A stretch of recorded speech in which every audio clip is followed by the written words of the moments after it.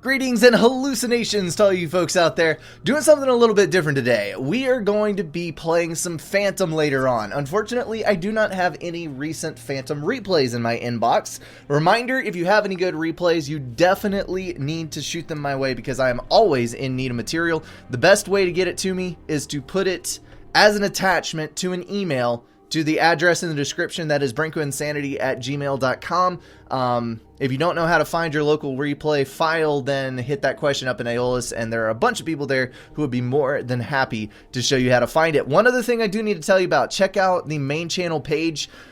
Potato Rhapsody and I have started a podcast thing where we talk about random topics every week. If you're interested in listening to us ramble about for minutes on end about nothing in particular, definitely go check that out. And if you don't like what we were talking about, submit some suggestions, some questions that we can mull over, anything that you want to see on that thing. So, we're playing Phantom later. I do have a 1 versus 1. It is on Roanoke Abyss. That's going to be the first map that we play Phantom on, and this is between Fader 119 and Exterminator Hun. Let me finish getting my little setup here so that I can, there we go, I can see you guys in the lovely chat over there, and then we'll dive into this game and see what it has to bring us. Surely a little bit of excitement. Anyway, on the north side, Fader in the red color is going first land, couple of P-gens, some mass extractors, and walking his commander, which is generally inadvisable on this map because you want to be building P-gens as fast as you possibly can, taking advantage of the extra build power on your ACU. It's basically worth 2 engineers, 10 build power versus 5. This guy is going to power stall, I can pretty much guarantee you, dropping some early Navy factories there as well. On the south side, we have a lot more power going down for Exterminator Hun, who is notably not walking his ACU off to the right after grabbing those mass extractors. I actually have a pretty good bit of luck with a build where I don't want my ACU at all. I build all the mass extractors with expansioneers. I reclaim rocks to make up for the mass deficit and just immediately start building as much power as I possibly can with my ACU. Exterminator Hun already up to 120 power income. Lovely little lack of stall there, and he is doing quite well for himself. Looks like we had a very brief power stall for Exterminator Hun, but he is back on top of things and expanding properly. He is walking his ACU over to the island, which is kind of, I don't know, I guess it's not oddball. I do see people do it on occasion, but it never seems to help me out when I walk my ACU to an island. I have actually died once or twice that way. Get your ACU out there and isolated, and you might run into problems. Lots of engineers coming out here to assist this first factory, which is going to be attack move ordered all the way down next to the opponent's base. That's probably going to try to Navy lock him with some frigates. Of course, UEF frigates second only to the Cybern frigates. Since both of these guys are UEF, we're not going to have any kind of factional differences making up some of the gameplay mechanics here. Exterminator Hun is a 1200 and Fader is a 1000 rank, so they are pretty well close together. This is going to be a fairly decent matchup. So we do have some early air coming out for Exterminator. That is nice to see. He's on top of things. Probably going to see a transport or 3 coming out to get some engineers to the furthest reaches of the map. And we do have a T1 sub coming out. More T1 subs coming. I always cringe when I see that because if people are building T1 subs, you can basically sit back and laugh, build what you want to, and then get in the water later because T1 subs are not the greatest thing to guard the water with. You want to have at least some frigates. Yes, the opponent can drop some subs and eat your frigates up, but even if you're going 2 frigates, 1 sub for your initial build, it still works out better in the long run than exclusively T1 subs, because frigates can at least protect themselves with a little bit of anti-air that they have, and they do have way more DPS and health. They're much more survivable. Of course, with UEF and Cybern, you do have enough anti-air on hand that if you have a clump of 10 frigates or so, you can actually deny a couple of Tort bombers, only losing 1, if any, frigates. Fader, oh, he is going to shoot the engineer right off the transport, and the transport out of the air. It was smart to try to load those back up and get somewhere else, but when you're not fast enough on that clicker trying to get away, you get shot down in situations like that. Air transports do count as ground units when they are settled, so you have to watch out for that. Land factory going down by 1 engineer, which is then proceeding to build the rest of the mass extractors. That's not a whole lot of build power on it, but he may be able to get that taken care of. Of course, when you have a whopping 4 engineers dropping on the other side of the island, you might run into a few problems. Nice pickup on the air there. So we finally got some frigates coming out. This is bad news, though, because we do have 2 naval factories online with a torp defense, which is going to be reasonably good for denying any oncoming naval units. And that 1 frigate is going to go down to a 2-on-1 plus a sub scenario. And this is a handy use you don't see much. I bet you, some of you didn't know this, the T1 subs do actually have a deck gun. You can see it right there on the surface of the sub. Itty bitty little tiny thing, but it is a gun nonetheless. I think it has some sub 20 DPS number. I'm not entirely sure. It is not completely useless. You can defend yourself from T1 artillery infiltrating your base if you must. It is useful in a couple of situations, but overall, not the greatest gun in the game.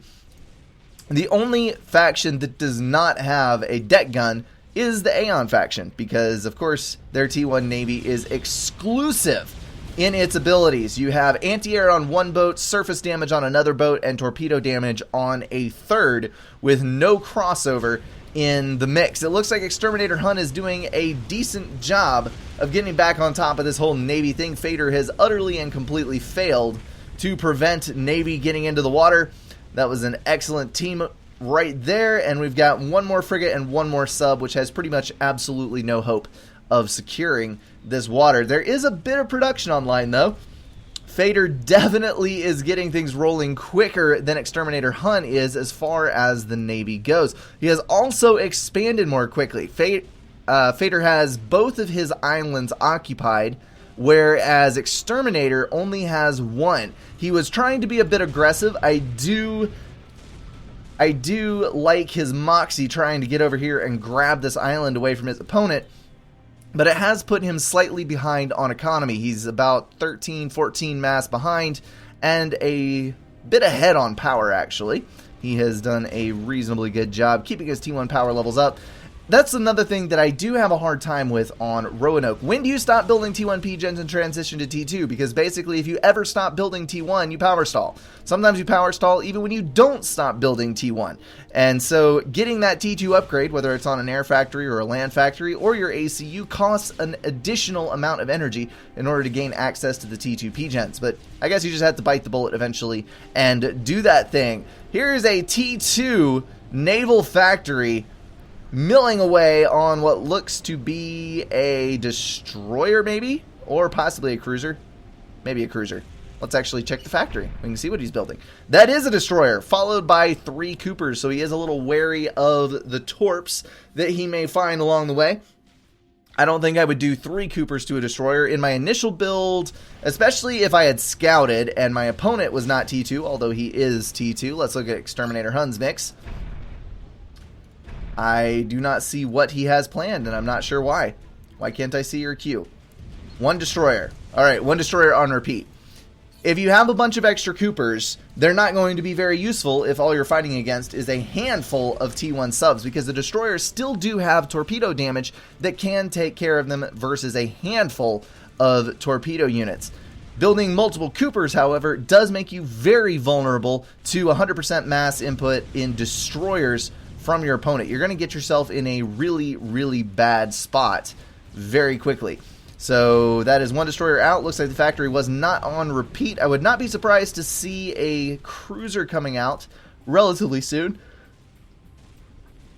Still just T1 production on this side. So more engineers coming in, and there it is. We're getting a T2 engineer out of the naval factory in order to get some of these P-Gens online and other things that need to happen. And another valiant effort from a T1 submarine, slowly plinking that factory down. Maybe he'll eventually get it. The game might be over by the time he clears that island, but damn it, he is going to try. Frigates coming down to engage. This is a lost cause right here. We got 6 frigates versus a destroyer and multiple T1 subs. I do like the shield boat. That is another thing that you need to throw in the mix when you are UEF. Usually when I set up my first T2 factory, I'm doing something along the lines of 3 destroyers, 1 Cooper, 1 cruiser, 1 shield.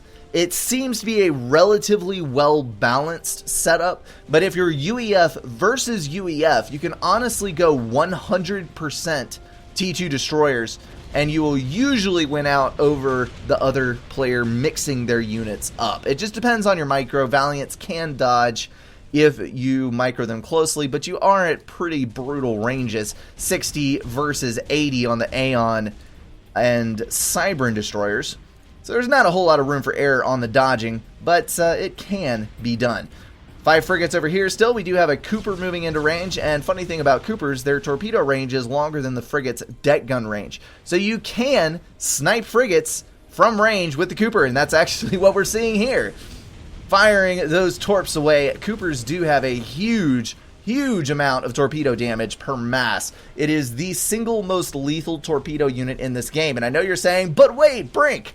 Isn't there a T3 sub-hunter? Aren't there T2 sub-hunters for a couple of different factions? What about T1 subs or the Atlantis or even the Tempest? Nope. The king is the mighty Cooper. That little surface vessel that you see right there, dwarfed even by the T2 frigates. That son of a gun, especially when paired with shield boats, is a monster. And now we have more Coopers fighting. That would actually be a hilarious fight, to see two people that went 100% Coopers and were duking it out with Coopers. Although that would be stupid and it would probably never happen, because you could just lay waste to the entire army of Coopers with a handful of frigates. Maybe not a handful. They would die quickly, but you get my drift. There is a cruiser out, and it is firing, unfortunately, non-tracking projectiles towards those enemy units, although when the units are sitting still, there we go, there's the connection, and eliminated that frigate quite handily. And there was a fair bit of damage done there by Red, but he has been beaten back. So looking at the map as a whole, and at the economy numbers over here, Fader is definitely in the lead. But currently, in terms of units on the map, I would say that Exterminator probably has a very slight advantage in Navy. He is going to lose that, though, eventually, because we do have 2 T2 support factories pumping out yet more T2 units, and his build power on the case is still somewhat limited. But here we do have another group of T1 engineers moving out to shore up that build power. He is only about 10 mass behind still, sitting on 9,000 reclaim and 5,000 reclaim for Fader. So it is not actually that far off. They are reasonably close together in economy. Another little piece of trivia that you may not know, the UEF T3 sonar is more mass efficient than T1 subs.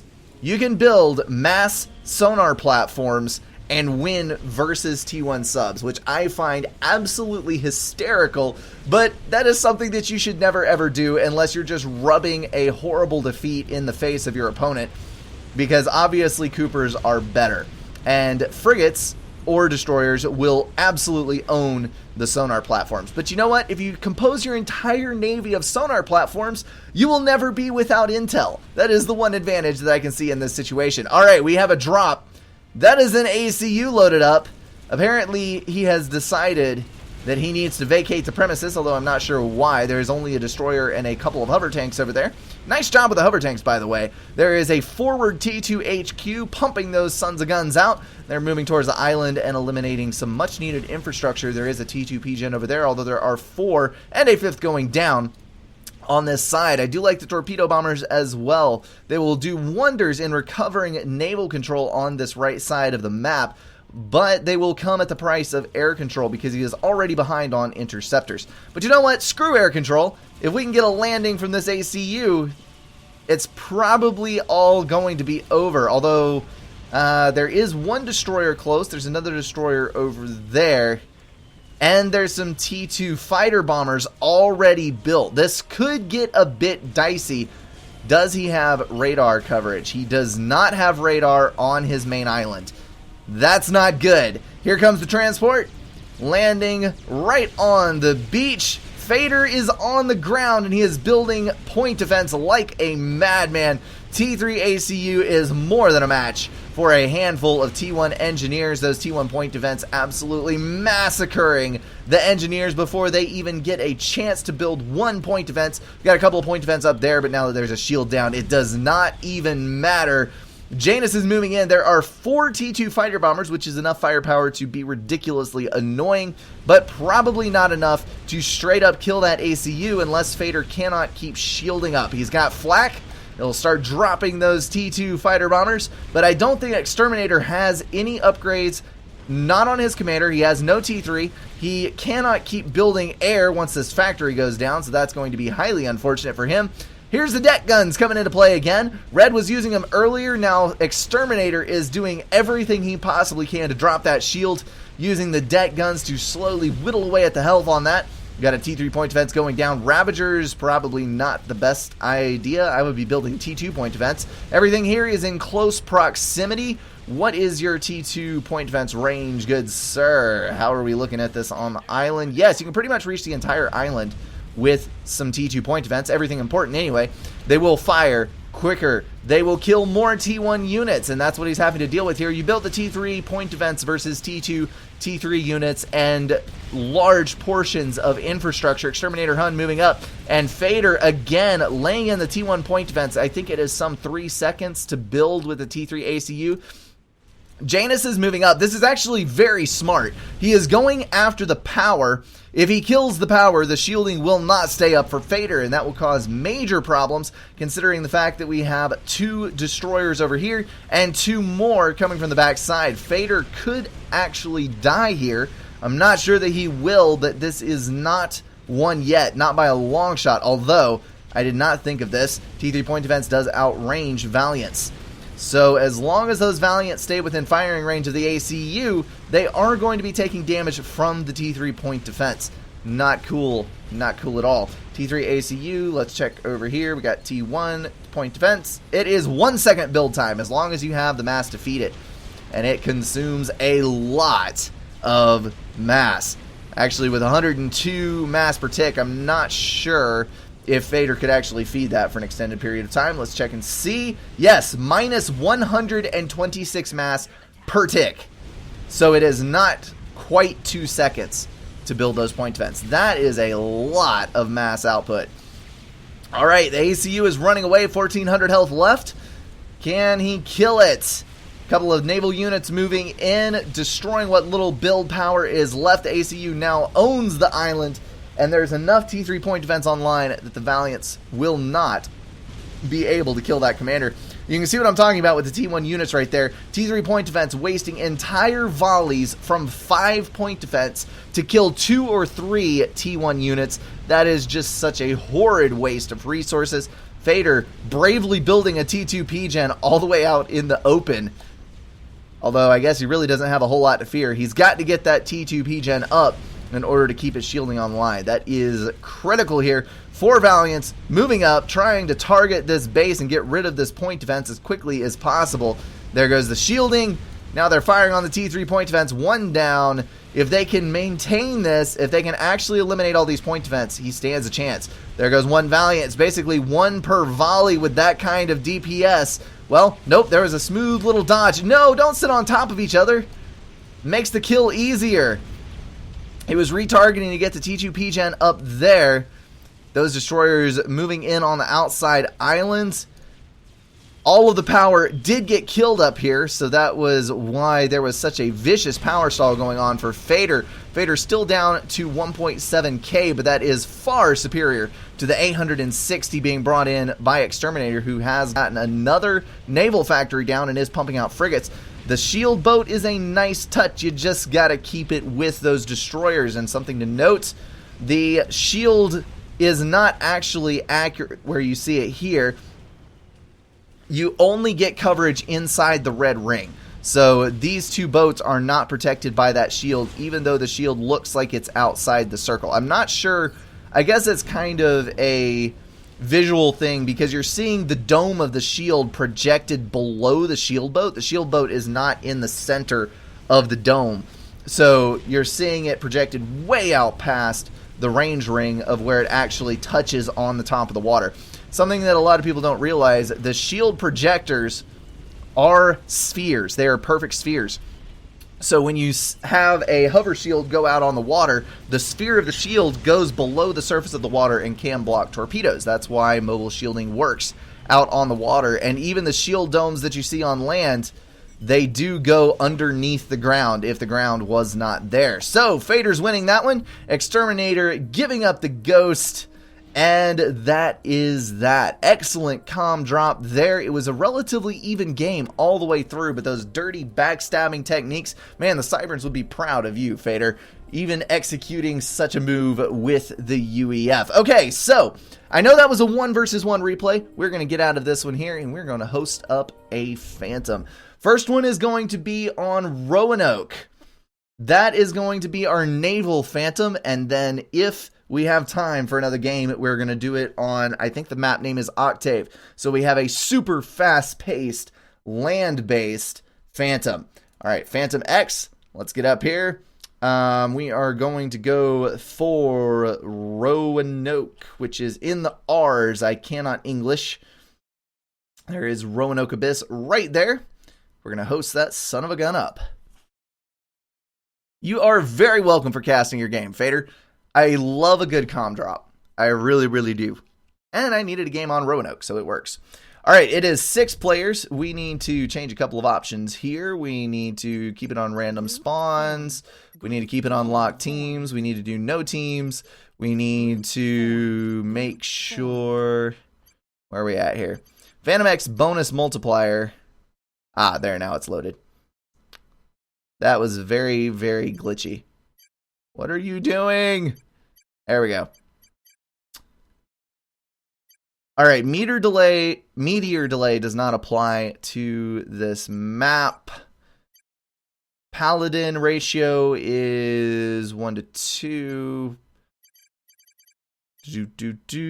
I think we're just going to leave it pretty much on normal settings. Okay, so that should take care of everything. Get out of here. Alrighty. And take off our teams. Okay. No one on here, I think, has known network problems. Okay, I think we're good. And I'm going to go random factions, because random factions is best. Random factions without UEF. Random factions. We're just going to go random factions. If I get UEF, I might have to build a buttload of Novax, but that will likely lose me the game, so whatever.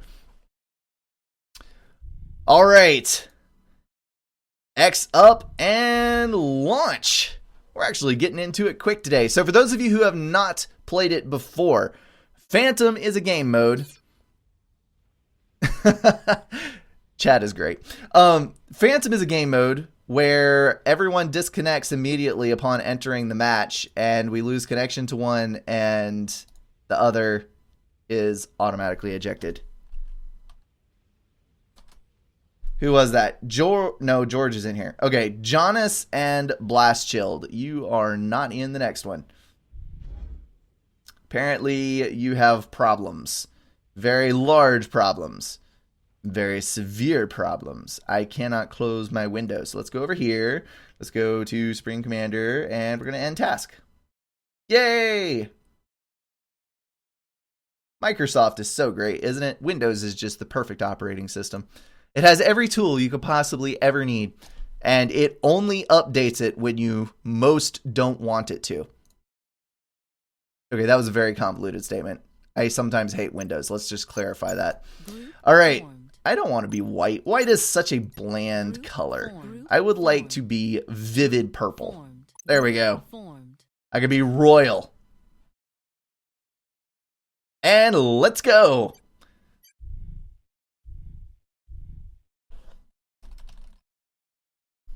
I also love my X key. Someone is spam swearing my chat. What? Is it Aeolus? I have no idea. I do not particularly care. Okay. I should assign a moderator. Marissa, do you want to be a moderator? You seem like a level-headed person. Marissa is now a moderator. Everyone listen to Marissa. All right, let's get this on with.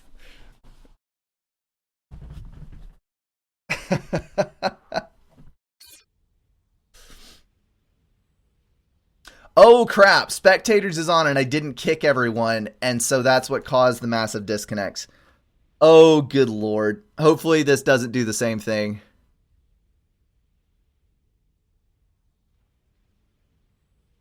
Come on. Come on, Faf. You can do it. You can do it. Get in there. Oh my goodness. Someone named themselves Bronco Sanity. That brings back memories. Is that Islas Quo I see in there? Okay, so let's go for a factory, and I probably don't need to do such a massive power build because I'm not going for super early. I need you to move, please. Thank you. Ah, stupid trees! Why you walk? Why you do this to me? It's so unfair. Alright, so 2 P-gens, we're going to do that, and we'll do a couple more P-gens, then we'll do a couple more P-gens, ding ding dink, and then another land factory, and do some more P-gens, step back, and some more P-gens. This looks like a glorious plan. You will okay. Not stop the UEF. Oh, yes, I will. It must be frustrating to be so completely over. So we're going to send out engineers. Let's see. You will not stop the UEF. That's what I love to see. Burn, baby, burn. That's what I love to see. Burn, baby, burn.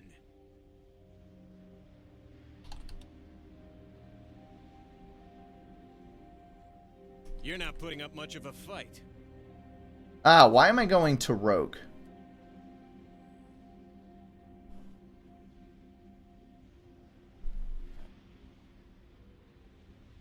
There we go. Alright, now we're good. Okay, so back to my earlier commentary. If you have not played Phantom before, basically Phantom is a modified game mode where everyone starts as allies, and then you proceed to stab everyone else in the back. At the 7-minute mark, phantoms are assigned, and those phantoms' goal is to kill all of the civilians. And all of the civilians, your goal is to kill the phantoms without dying yourselves. And the only way to determine who a phantom is to kind of watch and see who builds funny things, because phantoms have an economy bonus, which is quite good. And there are 2 phantoms, I think. There are 2 phantoms versus 4 innocents, and one of those innocents is a paladin who also has an economy bonus. So it does get a little bit convoluted, but it's kind of like playing Mafia if you've ever played Mafia before. So we're just going to reclaim everything that we possibly can on this island here that we are stranded on, and then upgrade all of our mexes as quickly as we possibly can. You know what? I don't actually want to build another land factory at this particular moment. I will be building multiple land factories later on, once I actually get to the point where I need more build power. But we do need to not stall, so hopefully everything works out.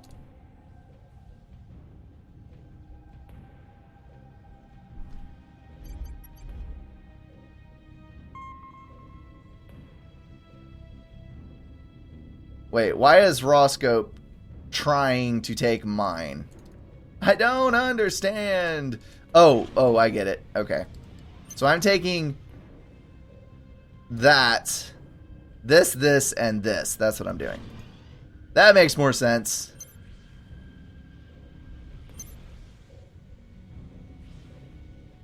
I did not want that, but whatever. Okay, so let's go ahead and assist that to get it up quicker. And we can probably go over here and manually reclaim a few of these rocks.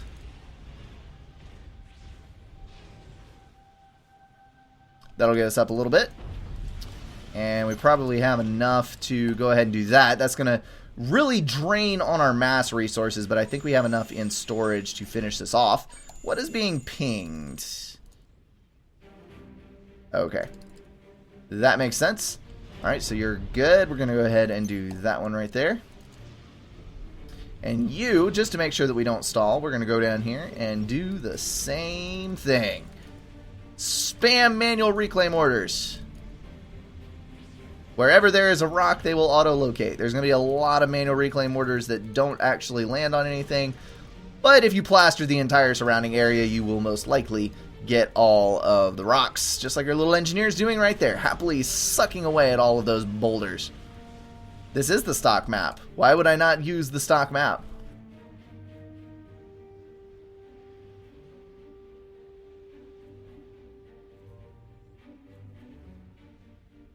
And yes, Roscoe making a good point there. Anyone playing, stop watching the cast because you're going to be able to see a lot of what's going on. Okay, so that's going. Let's get another going here. Do we have enough power? Probably. Let's go for a T2 upgrade. We can pause it and swing it, I think. I don't know. Let's build a few more T1P gens, maybe. We'll pause you. T2 mechs upgrades are very expensive in power. They really, really are. I probably should have done some adjacency around here. But it's okay. It's alright. We will make do. Okay, so once the timer comes up, the Phantoms or Innocents will be randomly assigned, and someone is already going Navy. Holy cow, that's aggressive. And, yeah, then we just wait for everything to disintegrate into mayhem. Roscoe is very surely wanting to get a piece of this.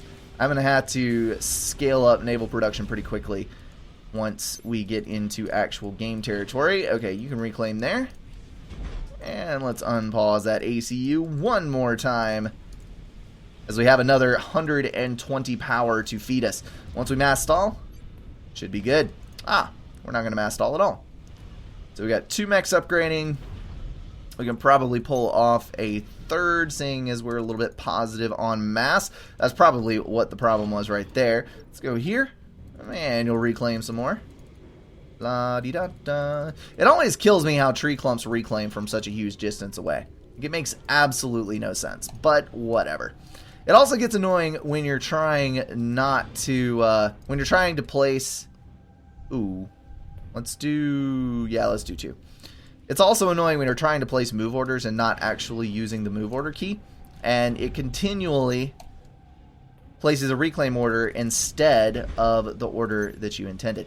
Okay, so we're probably going to need, let's do 2 P-gens, 3 P-gens there, and let's start slowly building up some energy storage here. Good, good, good. Let's grab some engineers.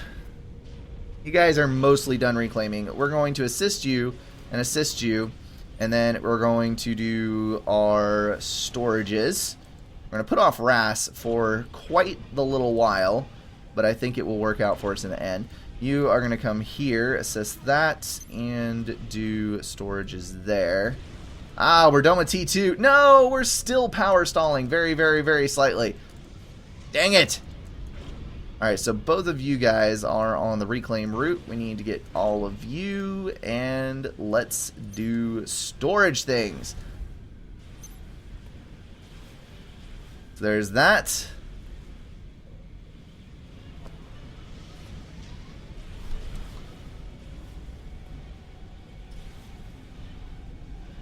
Good freaking dealio. I don't like the power stall. I do not like the power stall. But it is what it is. I love how we can all see who's doing what upgrades. Should probably turn notify off.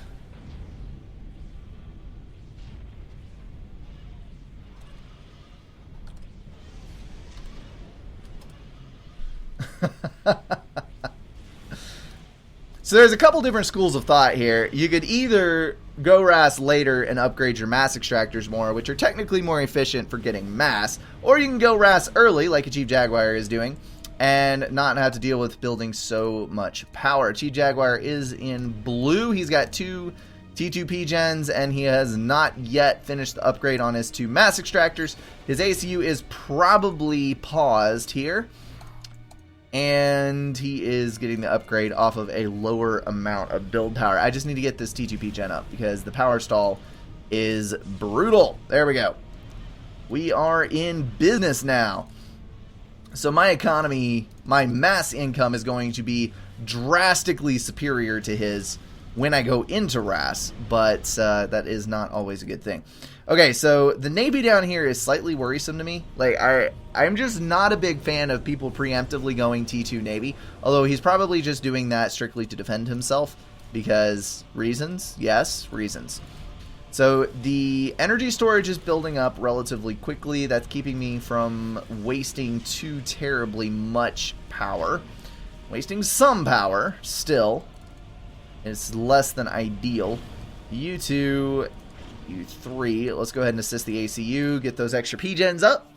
And one other advantage to this is I should be able to, on 3 T2 P-gens and my ACU, comfortably build a small amount of T3 ASF to defend myself with and not have to delve into massive amounts of power. Yes, yes. We all know how to use it. Perhaps some remedial training is in order. It's great. It is fantastic.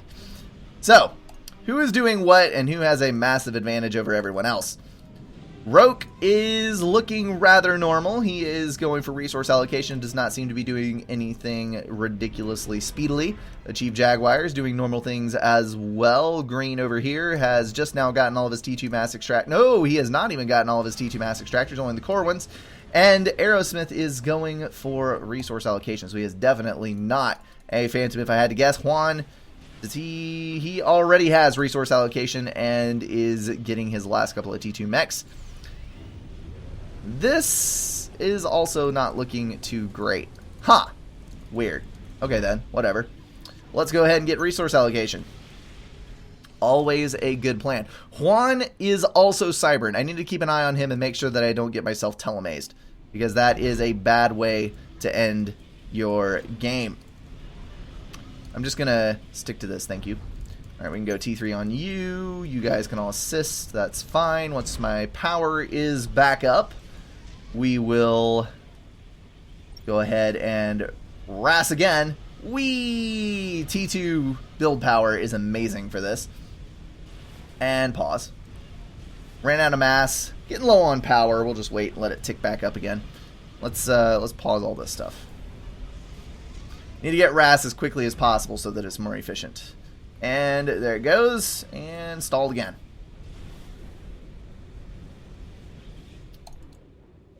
I'm going to also have the slowest RAS ever, if anybody's counting. Okay, I think we can probably just go straight through on this one. 60% and counting upwards. Roanoke, what are you up to? You have got your T2 mass extractors. You are not going for T3s at all, so that makes me feel a little bit better about things. No storages as of yet. Jaguar is now dropping storages. Do we have T3 mechs going down? A sure sign of a Phantom is multiple T3 mechs happening at the same time, along with building other things. Juan is definitely getting some interesting upgrades, so that's probably T3 going on. That is a long... That's actually a pretty damn cool thing that happened there. This is the most worrying to me. Like, his economy is not huge. It's not the best thing ever, but just the sheer quantity of units that he has mildly disturbs me. Alright, so you guys are going to unpause. You're going to unpause. T1 engineers, unite. I'm going to go after him. You are going to walk over here, and let's get some air production online. Okay, so T3 mech's going down there. Let's grab the rest of these. Ding. And ding. T3. Pause. All of you. Assist, assist, assist, assist. Now the bad thing about this is if you eco efficiently, people deem you to be the Phantom even if you're not.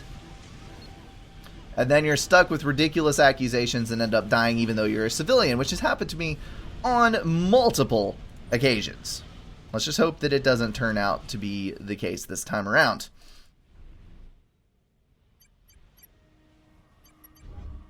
A Chief Jaguar always looks phantomy, although the Quantum Gateway on T2 Mexes is definitely not helping his case. This makes me really nervous down here. Really nervous. At least he's not headed for me. That's all I can say that is comforting. Alright, just got to get these T3 mexes up. Oh, he has 3 T3 mechs? No, he doesn't. Yes, he does. They're on his outer islands. He's being sneaky so he wouldn't notice him. Wow, that's down and dirty. Roscoe is apparently still watching the stream. I have a tendency not to believe anything that he says, because backstabbing is always the norm in Phantom. Okay, so now that we have a bit going on here, let's actually reclaim all of this stuff that we no longer need. Do do do do do do do do do do. I use my mass to get 70 mass per tick, then 4 T2 gens while rassing with storage. Interesting. Okay then. So the attack is on. Looks like he's moving across to a Chief Jaguar to shut this down before it even begins, whatever that may be. What is your additional upgrade, buddy? Probably going T3 on his ACU. We do have T2 Navy on this side going T3 immediately. Probably going to build strat subs. I would be building strat subs if I were him. Strat subs are fun. And okay, we are looking pretty dang good on this. So you're going to get that. You're going to walk over here. We're going to throw down T2 Gen, T2 Shield over here. Just to watch over the things in our base. We'll walk back. You are going to go T2 and T3 and start dropping some ASF. Because ASF are always critical to the defense of your base. And very, very soon... Actually, let's not do that. Let's do a T3 Engineer. We'll have to remember to cancel that once it comes around again. And you, we're going to upgrade in just a few moments. Oh, no. Oh no. Nope, nope, nope, nope, nope, nope, nope, nope, nope, nope, nope, nope, nope, nope, nope. Nope.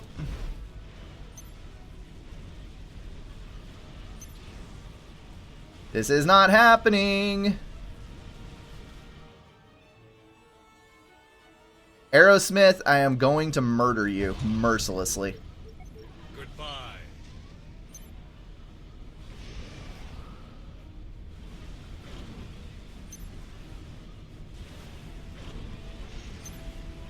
Doesn't matter where you drop. I'm gonna get you. Oh crap, right out of my PD range.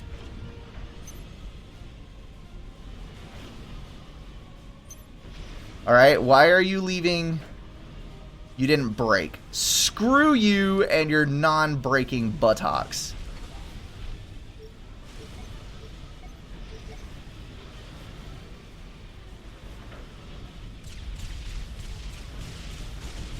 That's okay, I'll just ground fire it.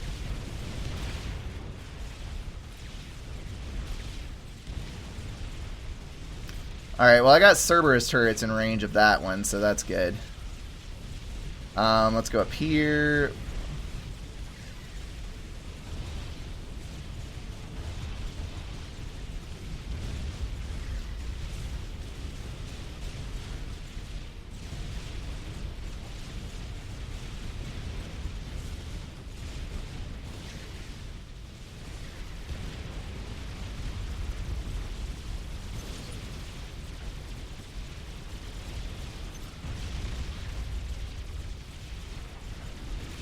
And you're dead.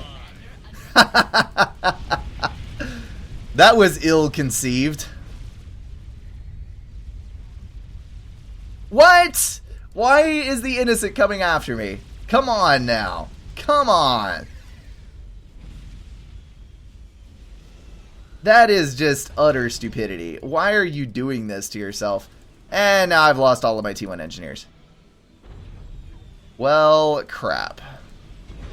Alright, let's go over here.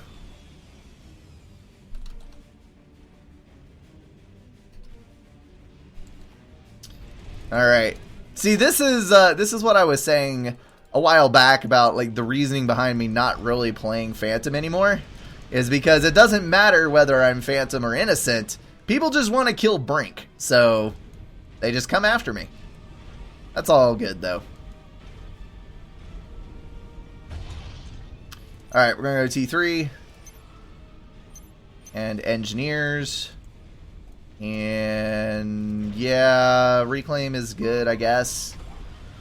I do make it look easy. Okay, you're all good. Let's go for some build power right here.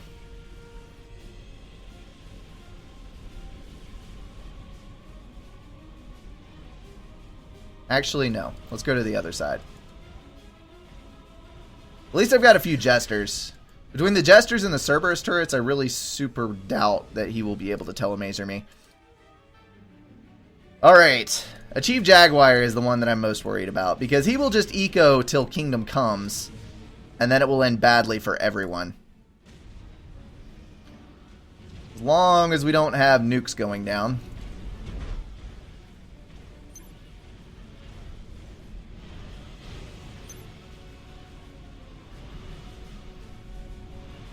Okay. That'll do nicely.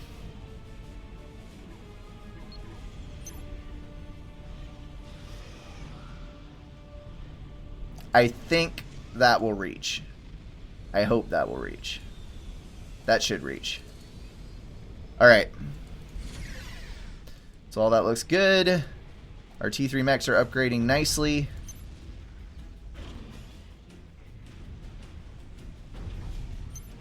Now Roanoke is edging up on me. I am so nervous. Why are you doing this? There's never enough factories. What are you talking about? Alright, strategic missile defense. That's the thing we got to watch out for. Like, we have got to watch for a nuke launcher going up. Because if a nuke launcher goes up, we are screwed. Okay. So those will go up more rapidly as time goes on. Let's go ahead and get the upgrades on those. We can stop with that. Let's go for these. And we should probably drop. Let's get a T3 PGen, then a nuke defense, and then another T3 PGen.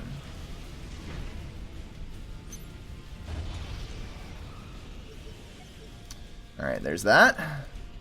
Actually, scratch that. All of you assist the T3 PGen because we are going to stall on power. You, let's go for second tier upgrade. Yes. Alright, now we are mass stalling like mofos, but we're almost there. 93% on that one. Come on, just finish these off for me. Finish them off. There goes white. Destroyer's down. Juan, is it an innocent? Phantom! We've only got one Phantom left. I'm not liking the odds here. Roanoke definitely has more eco and way more factories. I'm voting that it's Roanoke. Like, that's just my personal humble little opinion. Whatever that matters. Okay, so we're going to let them build that nuke defense all on their own. You guys, we've got the upgrades going there, so let's do that. Should be good. Juan is gone. Roanoke is listening to the chats. I very, very much dislike you for that. knowing every move. That's the one bad thing about monologuing your entire existence.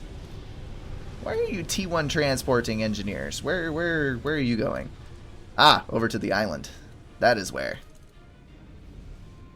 Okay, so at some point we need to set up SACU production. But that point is not now. That's a little more important.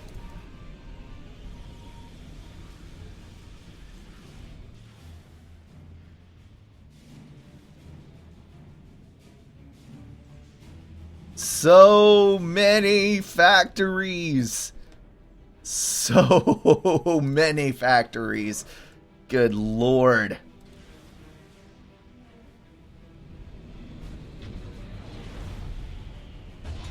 Alright, we've got a handful of ASF, and I don't really see anyone else with air.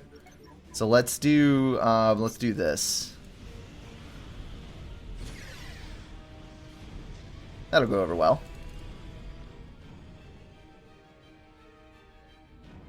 Alright, it's either...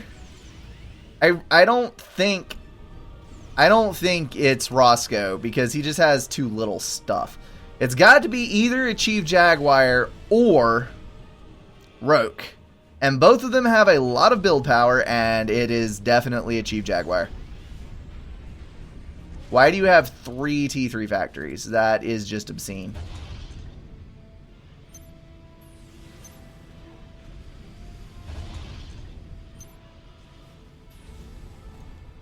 Alright, we're about to suck down some mass on this one. Holy crapoli. It's going to be fun, though.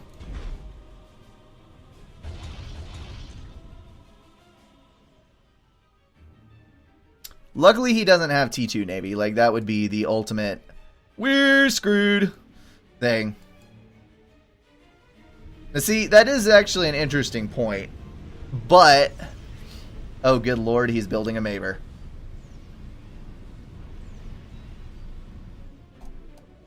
That does not bode well. Are you going to stab me in the back?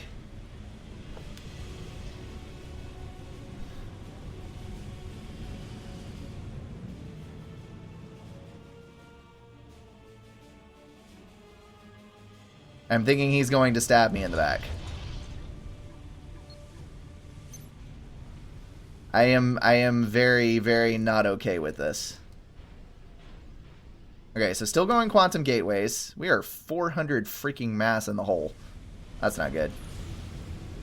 Ah, it's that T3 upgrade right there. That's what's doing it. Alright, we're going to walk back over here. Getting the protection of our point defense and shielding. And probably stop with the whalers now. There we go.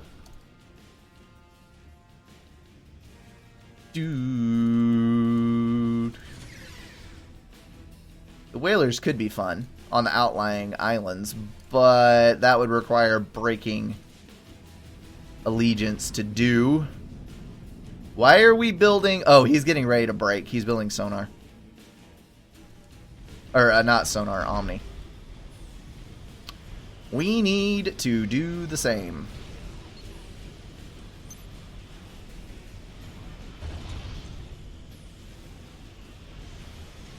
There we go. Drop, drop, drop. Assist, Omni, and do that. Okay. Just need that Omni upgrade down. See, if he goes T2, we're screwed because Aeon T2 Navy wins versus Cybern T2 subs, which kinda sucks.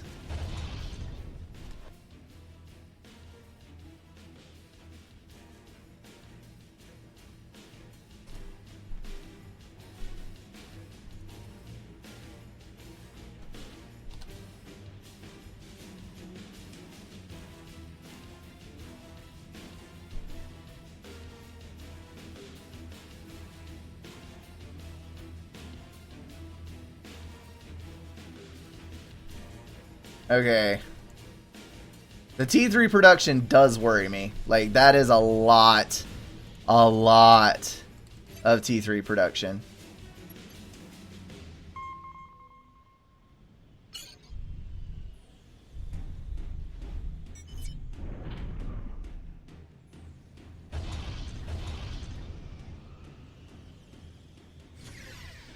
He has absolutely no subs over here.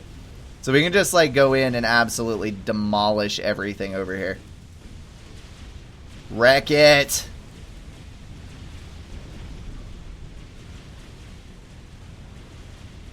This is why T2 sub hunters are awesome. They have a lot of DPS. Why are you running your destroyers into his T1 Navy? That makes no sense. None whatsoever. Please don't do this to me. Okay, he can't make it back to my production, because if he does that, I am screwed. We just have to kill the initial wave. That's all we got to do.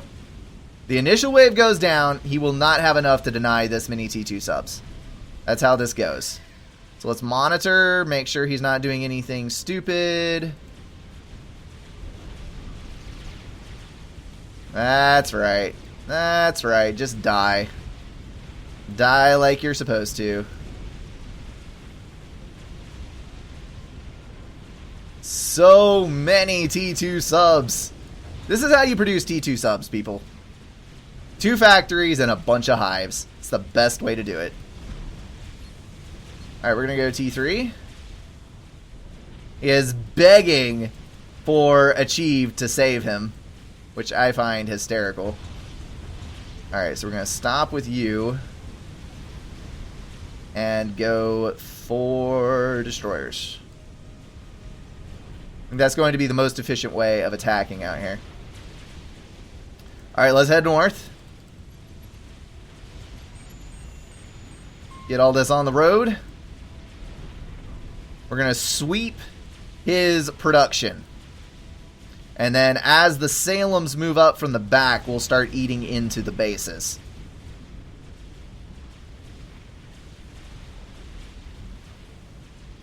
Oh, come on now. Don't do this. Don't do this.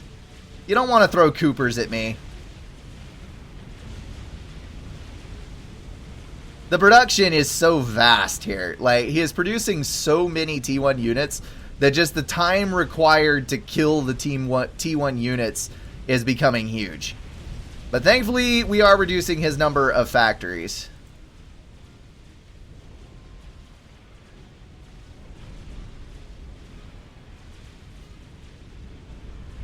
Alright, so we can start moving these in. The Salems will be able to counteract the Coopers, and it looks like he has only battleships. They're strat bombers.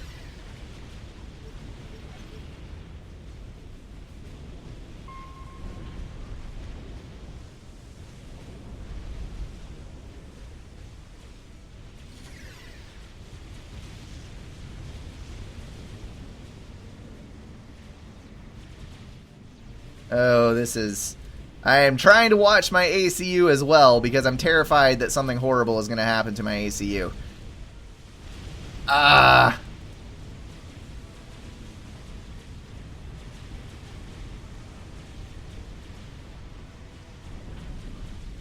Okay, so he gave the strap bombers to his teammate so that his teammate can attack me without him actually breaking...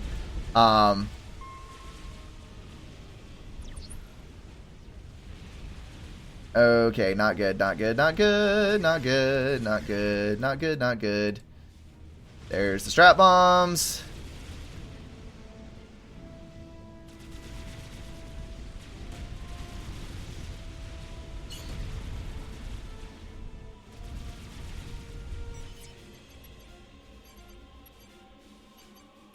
Come on, give it to him.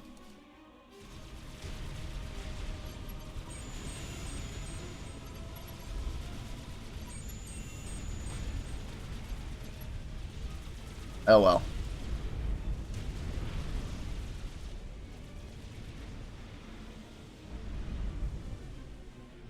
Okay, so let's go eat into this up here, because that looks like fun.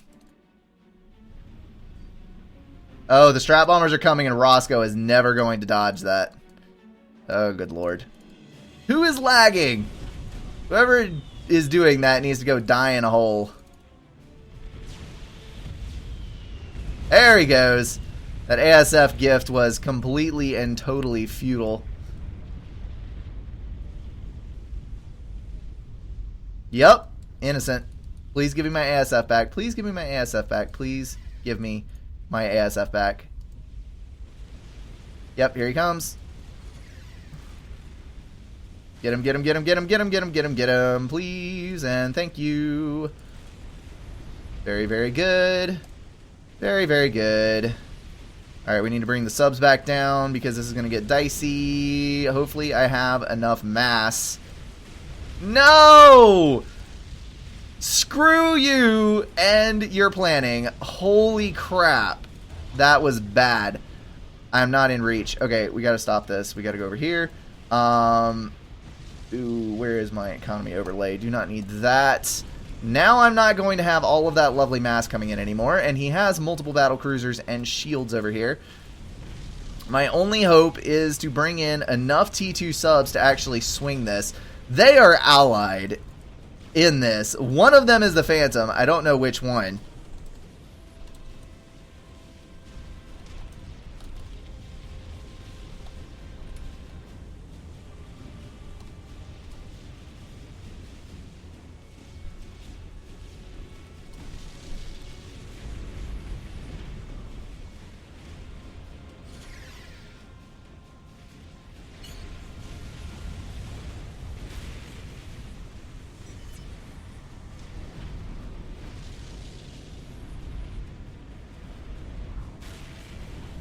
Alright, well at least he accepted it.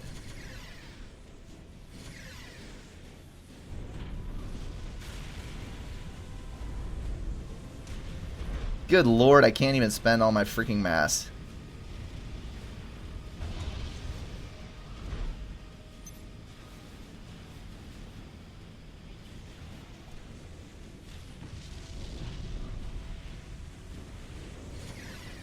Okay, let's build strats.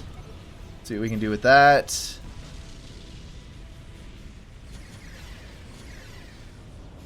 He probably has a fairly extensive amount of T3. I need to make sure that I don't get ground fired. He has an Atlantis. Crap. He has 2 Atlantises. Double crap. Okay. So that's not good. That is not good at all. That is probably a nuke. Where is his ACU? That's the question. There we go. This is very unfortunate indeed, because if I had not attacked Roanoke, if he actually is innocent, which is still up for debate, if he actually is innocent, we probably could have denied Achieved together, but I basically straight up raped what he had. Oh, we do not need to lose all of our ASF. Run away, run away, run away, run away. Thank you very much. Please do not come again.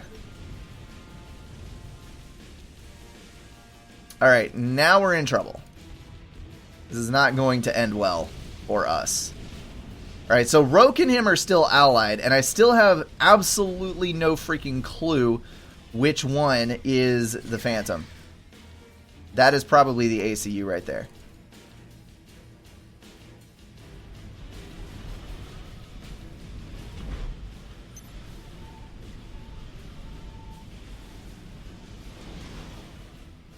Duke is 80% done. Crud.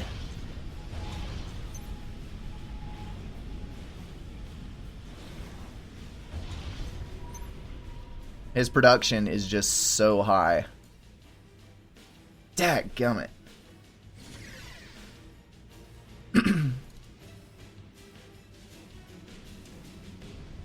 And he has a nuke launcher as well. Alright, there he is. He has a shielded comm. That's the problem. Freaking A. Alright, so the Salems are a temporary at best solution. And he has enough Coopers now that I'm going to have major, major problems actually making this work. And I'm also power stalled, so that's a thing. T3. And 2 shields. Or 2 T2 P-Gen. T3 P-Gens. Okay. Assist him, please. We need this P-Gen on as quickly as we can possibly get it. And then we need to start running interference because battleships. Ah, those are brutal. There's the Duke. Wrap. I'm dead. I am so very, very dead.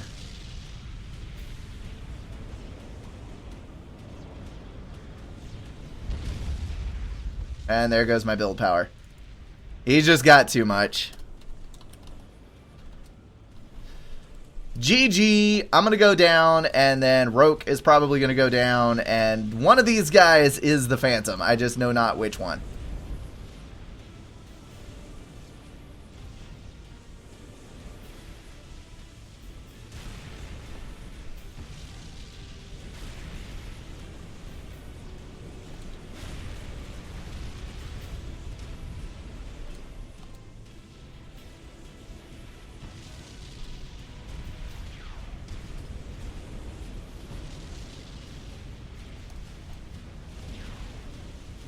Alright. Back off, that's right. Oh, the alliance has been broken. Okay, well maybe I can actually hold on to this, at least temporarily. If I lose my T3 air production, it's not the end of the world. Let me see if I can kill that. Oh no, crap. Crap, crap, crap, crap.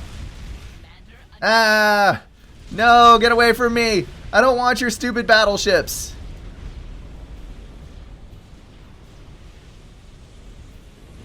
And hung up on a mech, can't walk. Please shimmy, shimmy back and forth, shimmy, shimmy back and forth. Shimmy, shimmy, shimmy. Whoops! No! Freaking A! They're gonna die before they drop. They're gonna die before they drop. Ah, come on! Come on! You can do it! Just a little further! Nope. Crud. Well, we lose. Phantoms win. End of story.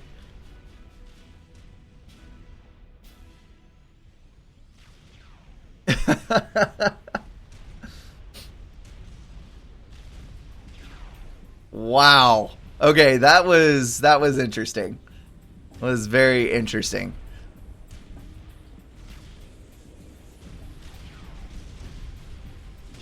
So we've got, let's see, 1, 2, 3, 4, 5, 6 Atlantises.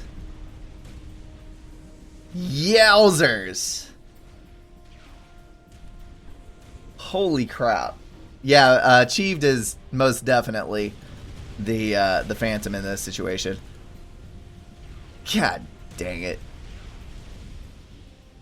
I don't think Roke is going to be able to field enough stuff fast enough to counter this because there's just so many Atlantises. Yeah, the Tempests do trump the Atlantis as far as torpedo damage goes, but when you also have the UEF battleships in here, it's just not going to work.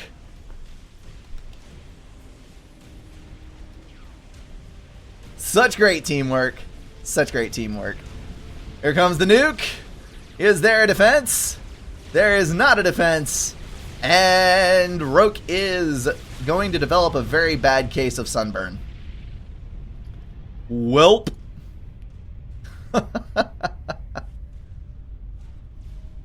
Oh my goodness. That was a wild 36 minutes right there.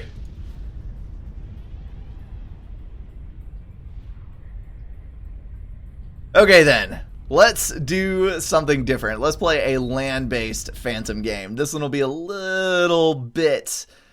you're going to have to approach it a little differently. Let me paste right here. Shameless self-promotion.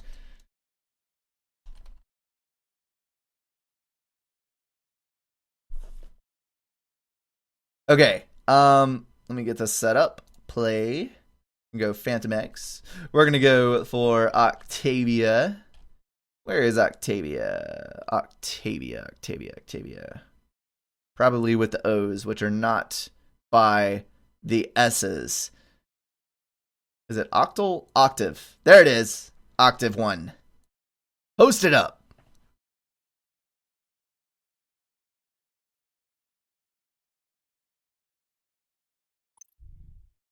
Okay, so apparently this thumbnail is screwed up, but this is the Phantom map.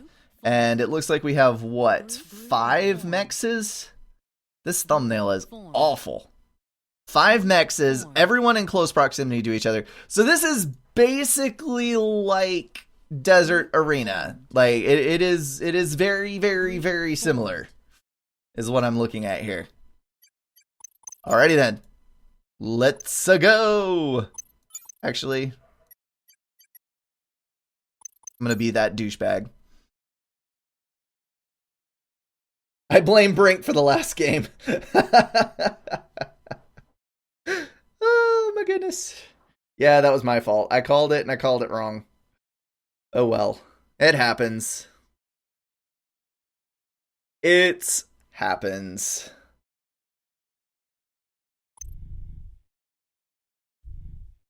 Oh, there's a how to play button now. Oh, it's for Phantoms. Okay, okay. Easy to read rule set. That works out. Alright, I'm going to kick the observers this time. I can't kick Raiden. Let me fix that. There he goes. Is this going to be one of those ones that freezes up for 45 seconds before it actually launches? Alright, I hit launch game. Forged Alliance froze. Stay in it. Stay in it. Do not leave. If anybody leaves in the period where I'm frozen, it will crash the game out once we get in. But as long as everyone stays in and everything stays normal, then we should launch momentarily. There it is.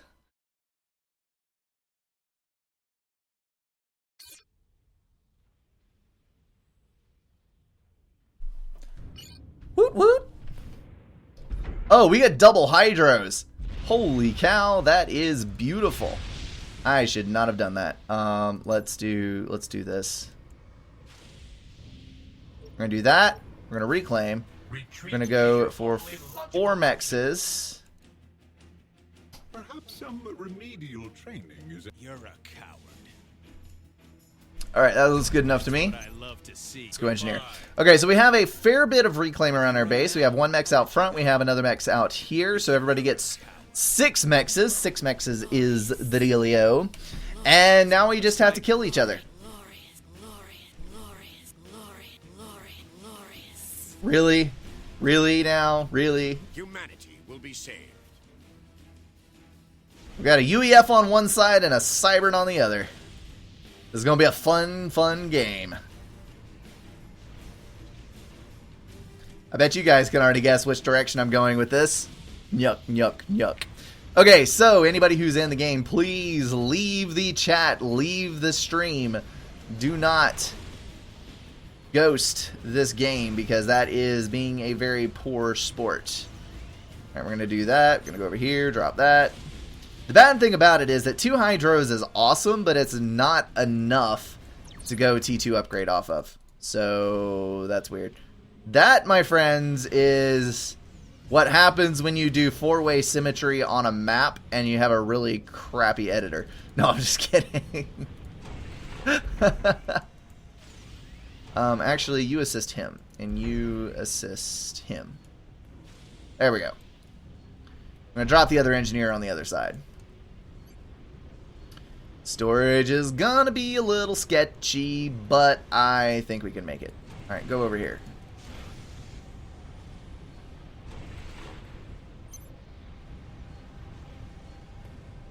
There it is.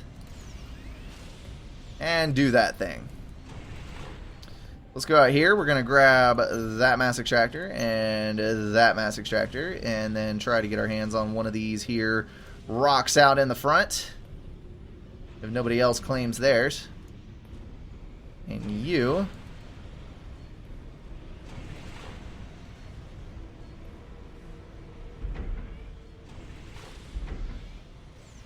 Alright, so I'm going to go that, T2, and pause, and dink, dink, dink, dink. Alright, lots of upgrades. Got an eco horror like a madman. Let's go grab these rocks out here.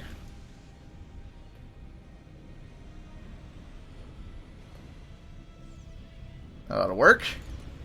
Their T2 mechs is up even faster. And then you come this way, grab those two. And I'm going to be super sly about this. I'm actually going to reclaim my T1 land factory.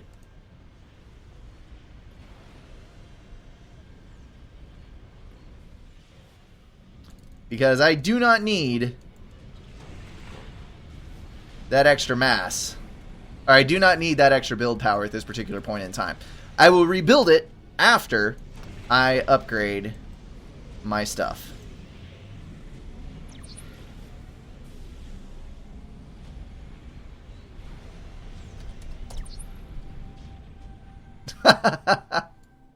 Everybody's already labeling me Phantom and nothing has even been assigned yet. Screw you guys. Get out of here.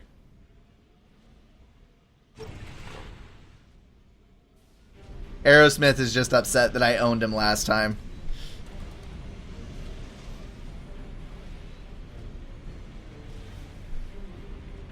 Why are all of my engineers going that way? Very strange. Alright. Gotta get a little salt in the game. Okay, I'm gonna go build... Let's actually take 2 engineers. Let's go build some power.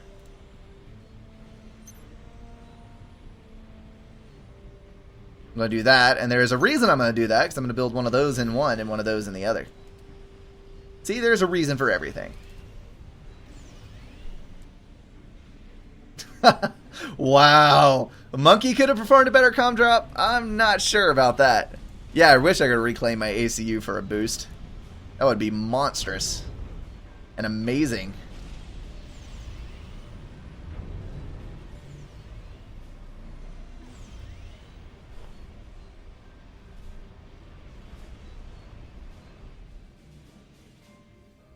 Okay. What? What is this madness? Why are you building a land factory up on top? Also, what is this spiked horror in the back of my base? That's interesting. Ah, there are rocks up there. You got your rocks. Dadgummit. I didn't get my rocks off. Okay. So power is good. I'm kind of a little frustrated with how much power I'm overflowing. But when the T2 upgrade comes, I will be glad that I have that extra power. Man, transport's flying all over this map.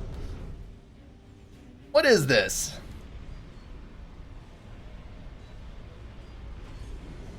Remember to vote 3 Phantoms. That's gonna be brutal. 3 Phantoms is a must. Okay. Whatever you say, boss. Whatever you say. I'm trying to decide whether it would be better to do land production or what on this, because the amount of mass is rather limited. Oh, that's cool. The wall sections are kind of suspended up in the air. It is art. It's great art. Awesome. Apparently there are some people here that have played this before. Alright, so those are going. We're going to get all you guys behind me, and we are going to go T2.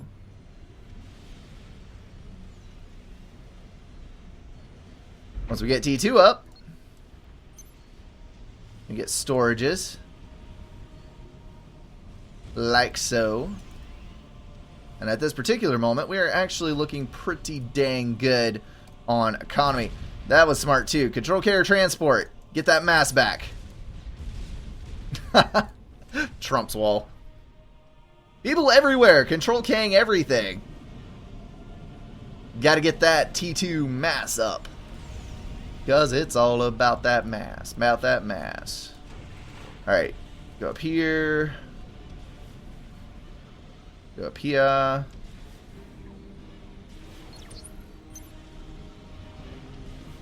And then we do that. The comments are great. Comments are great. Everybody loves Trump, right? We're all Trump supporters here.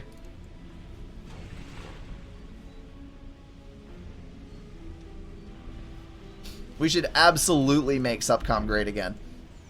Alright, so we need to do, let's see, 2 T2 gens, maybe? Yes, maybe? I'm probably not going to get this.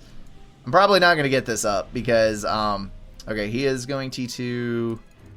I should probably just go ahead and build T2 point defense because I get the distinct impression that I am not going to have time to get T3. Alright, so we're just going to do it this way.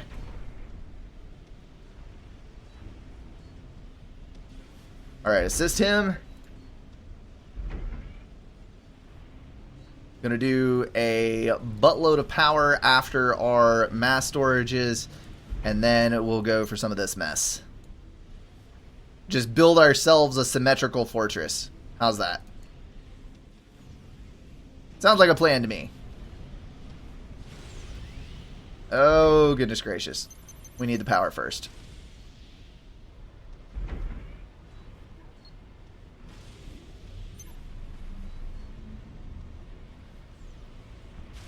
Alright, that looks a bit more like it.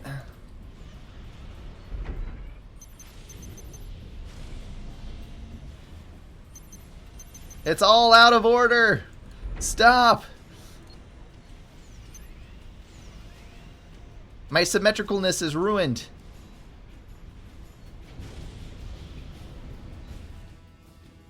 Okay, blast gun? I'm not sure.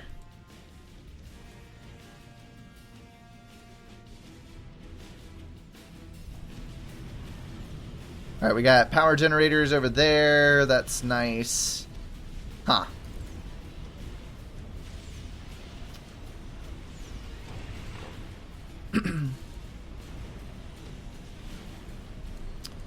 Okay, power is going to be more of a worrying concern as time goes on. And also, build power is a problem. Let's finish getting those up. And then let's do maybe some drones, because that will fare well for how we're going to end up doing this thing. Come on, you can do it. You can do it. There we go. Oh, good lord. We're going to have power problems again. Good luck, Roanoke. He is down here. T2P gen, too strong. Actually not. Turtling on this map won't work. Why not?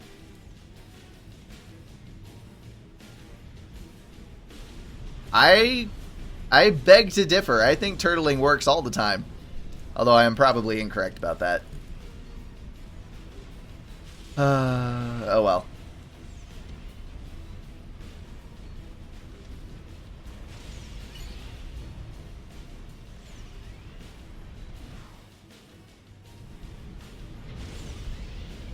Well, there goes that plan. I guess we're getting a double innode game today. Loading up engineers. We've got... Nobody's breaking quite yet. But there is still time. There is definitely still time.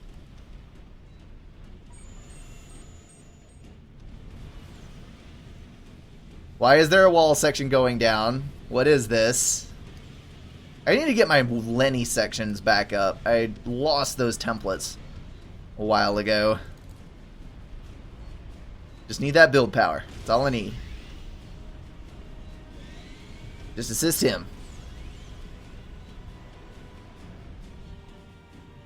Innocent until proven phantom. What do you think this is? A justice system?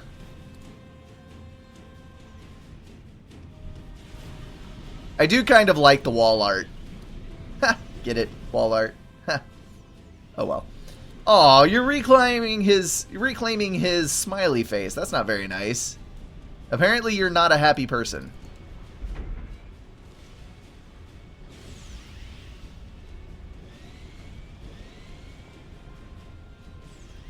Okay, so all that is set. We're just about at maximum eco level for this.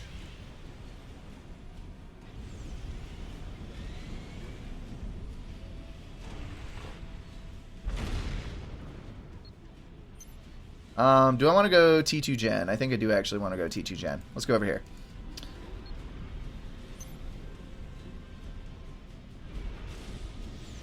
Let's do this and then see what we can do about resource allocation. Oh, Blast Chilled is going Shield Comm. I think that's actually quite smart.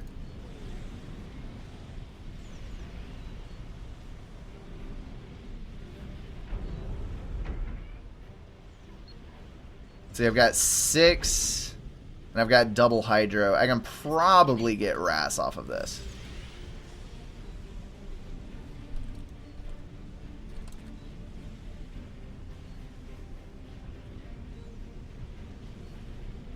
Yeah, that's a bit brutal. Get over there. I don't want you near my comm. Too bad you can't shut off the automatic... I really... Okay. Abandon that. Belay that order.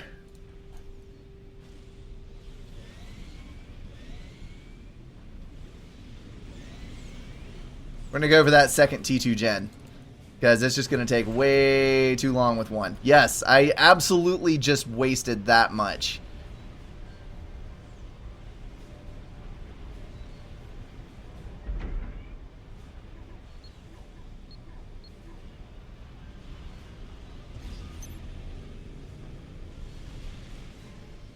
Man, I am still minus 286.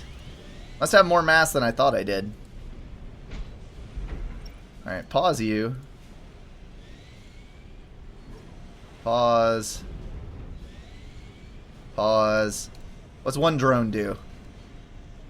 The one drone still too much?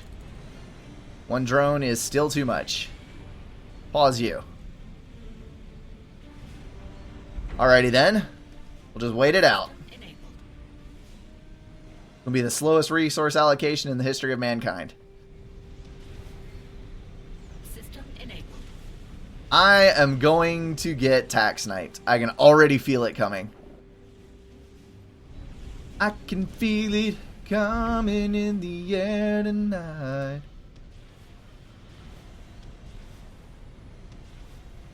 Alright, well, 43%. That's not bad. I only walled mid. I have mini trust. System enabled. Oh my goodness. People, you amuse me. You really, really do. Everyone is too lazy to break. Yes, that's exactly right. System enabled. I think I'm just going to build stupid crap and wait for someone else to break. Why are you making a penis next to my base? That is not very nice.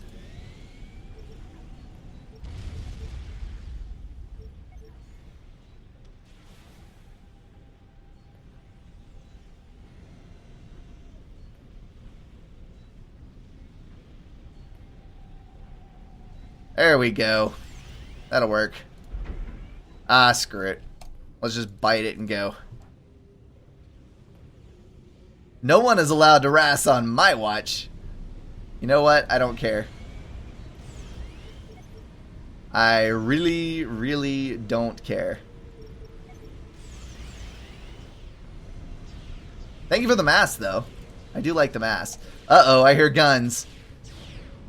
Blast Chilled has gone in with a double gun, shielded, or no, a damage upgrade shielded T2 comm. That's kind of hilarious. I like it. I like it a lot. Alright, so you guys go. We are going to reclaim these two.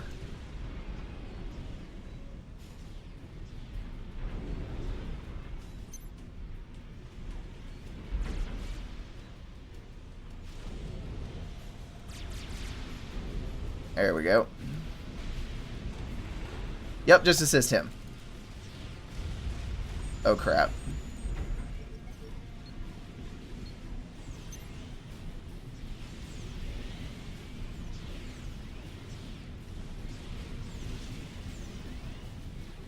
Okay, he says not me.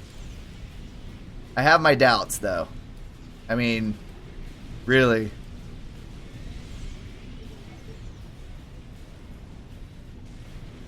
I'm going to finish 3 anyway.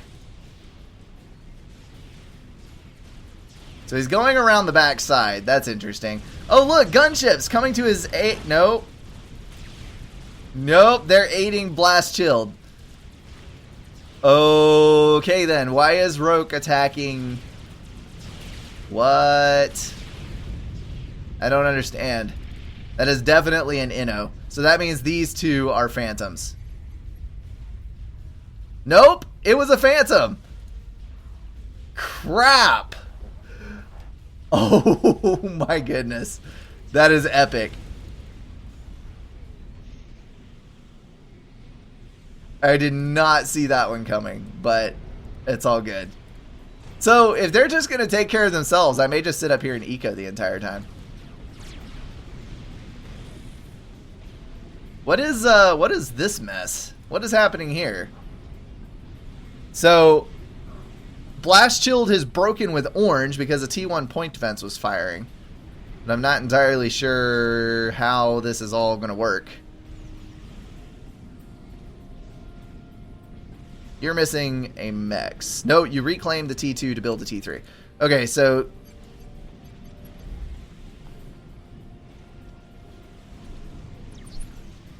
either you're ecoing super hard or you have an economy boost. What upgrade do you have? Interesting. Alrighty then.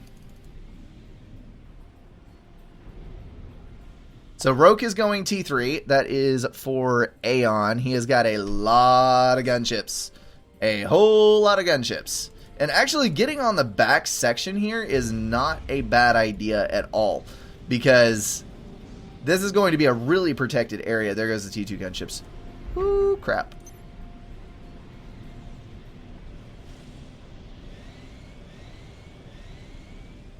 Where are you going, bud? Where are you going? Chief Jaguar. That's where you're going. 95%. 95, 99% on a T3 upgrade. He is not going to make it with that. No, he should have started out a little sooner because there's going to be flak there.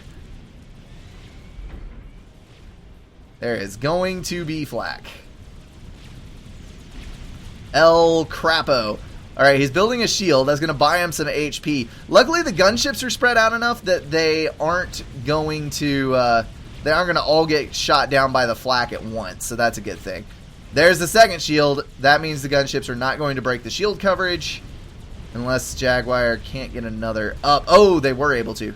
Nice.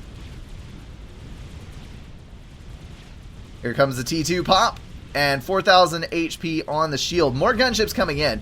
It's like, screw it. I am going with this until it works.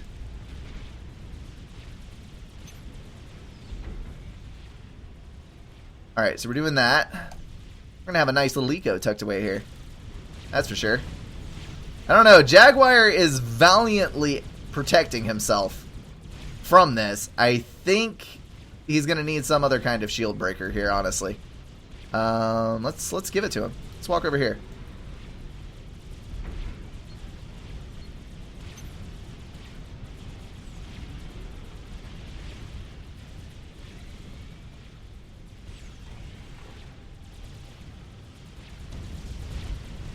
Man, that is hilarious. Roke is building gunships faster than an air cleaner can take them out. That is just hysterical to me. The very edge of the shield, I think, is able to be hit by the edge of the gunship fire.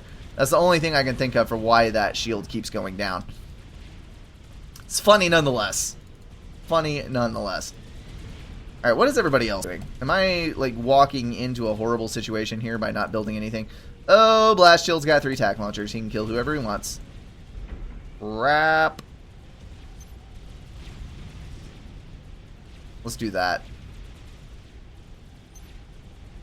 Soon as we're done. Soon as we are done. Get that in there. Alright, so he does have a T3 commander. That's a little bit frustrating. But we do have, on our commander, T3, and we have the help of some lovely little drones. So I think we will overall be able to do this quite handily. We've got... I need a couple more attacks. Yes.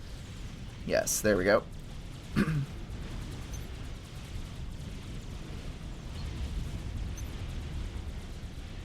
Let the drones finish that while we walk forward some more.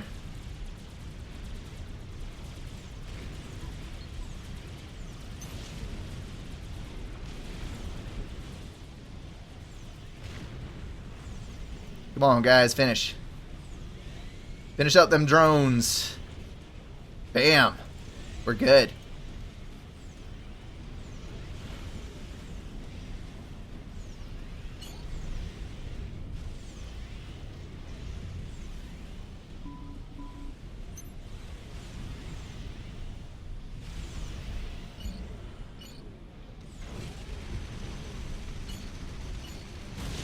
Stop flipping the menu down. Thank you. Alright, we need to kill his power. That way he doesn't have any kind of shielding.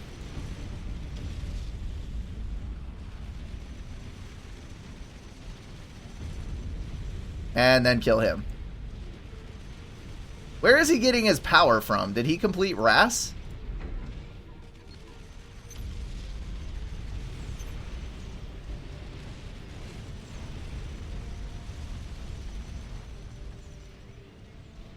Yup, he's launching attacks. Here it comes. Watch it. Here it comes. There it is. That's okay, though. We'll get it. Alright, was he Inno?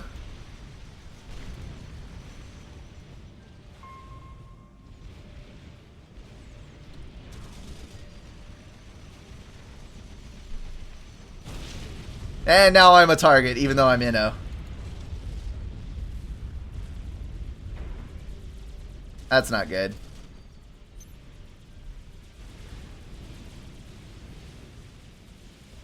Well, the solution here, obviously, is to just build a bunch of crap and kill everyone systematically. Oh, good lord, he has a Galactic Colossus. No! Okay, that introduces some unique issues. Do we go clean cameras? No, we do not.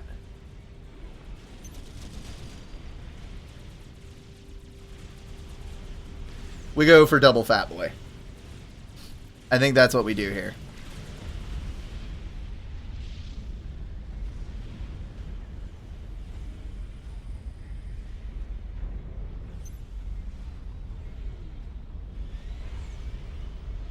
Alright, so we do that. Get another T3 max up. Oh, he's got Monkey Lord. Not good. I'm going to die. I've got a few T3 point defense. I could probably rush Commander Shield and overcharge him to death. That could potentially work. Point defense going down. Oh, no. Yeah, I know you've got a T3 Commander, dude, but your shield only goes for so long. And he has T3 as well. You're not going to outbuild him. But there are units coming in from over here, so that's nice.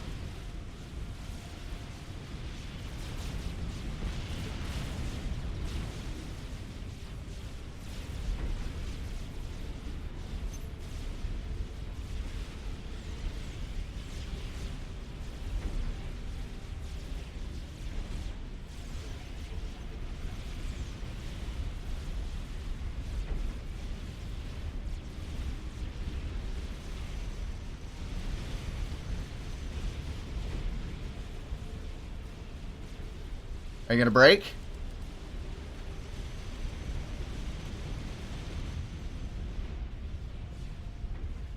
What are you going to do here? He's got his Monkey Lord half dead, and he hasn't even broke with me yet. There it is. There it is. Alright, run, run, run, run, run, run, run. Oh, good lord. I don't have any intel over in that direction. Let's guess at where he's at.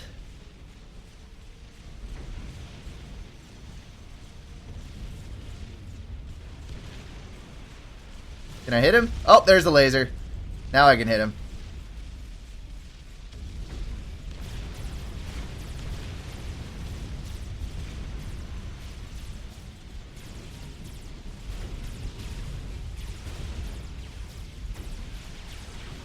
I'm dead. I am so very dead. He's gonna lose that monkey lord, though. No, he's not. He's gonna make it away. Dadgummit.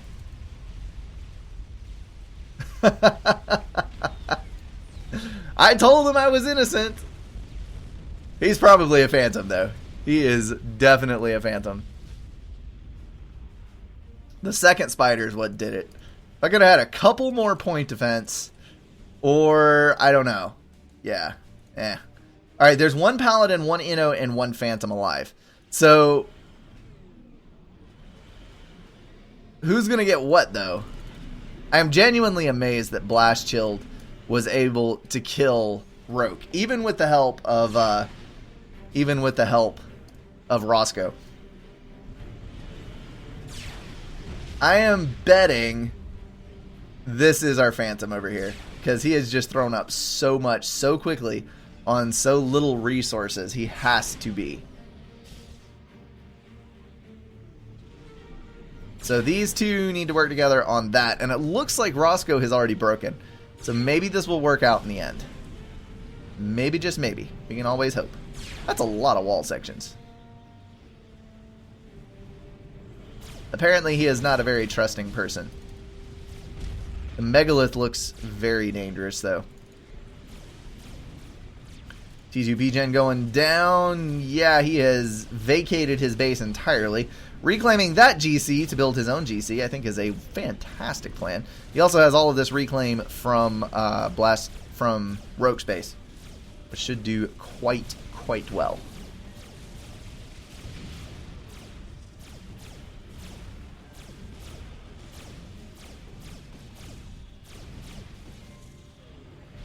This worries me.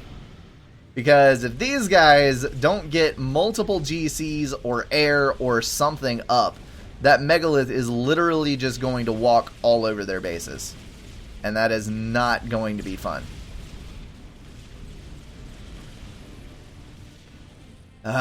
Build something of use, Roscoe. You don't have T3 in any shape or form. That's not good. This is going to be your doom. You need to be building Nothas or something. Build T2 air. Build T1 bombers even. For crying out loud. You could get away with T1 bombers to kill a megalith with as long as you had a great enough quantity. The megalith is being built under your very noses. It is pushing up on 75% complete, and you have done absolutely nothing about it.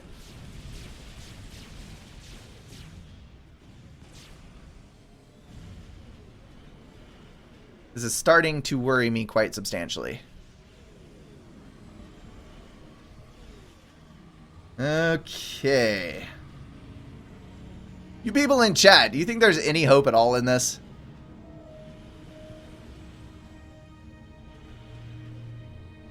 That's true. He does have the comm shield. I mean, if he goes in, the problem is he doesn't have the range upgrade. So he's going to have to get within point blank range of the megalith in order to kill it. With an overcharge, if that's what you're picturing. I like that. Building a perimeter monitor system. Oh, when you have the endless power supplies of a phantom, all things are possible.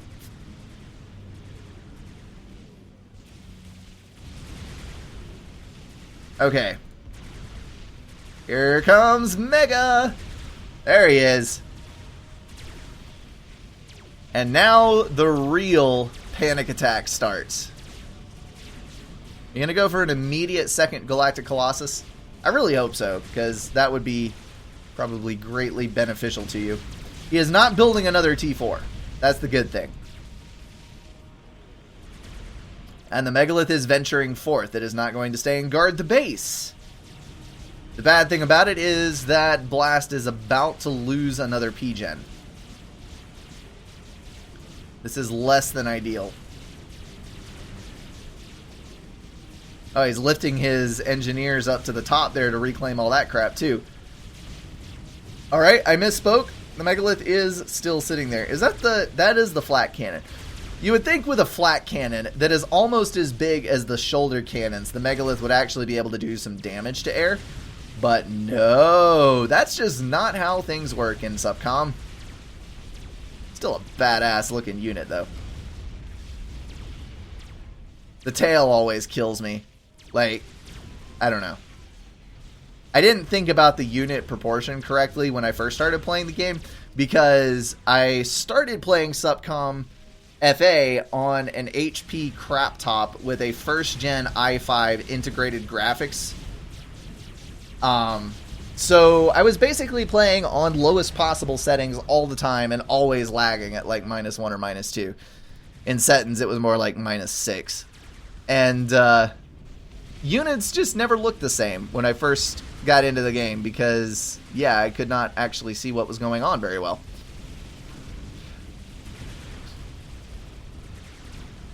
It's funny how, if you look at, what is the name of it? Rockstone Fortress?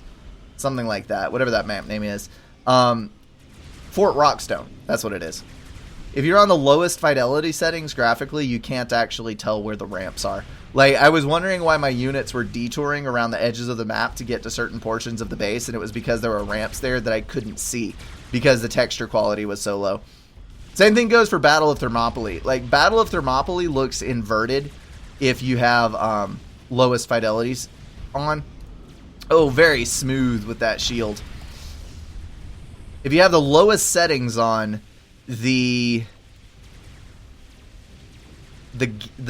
valley where Thermopylae is looks like a pass over the top of some mountains.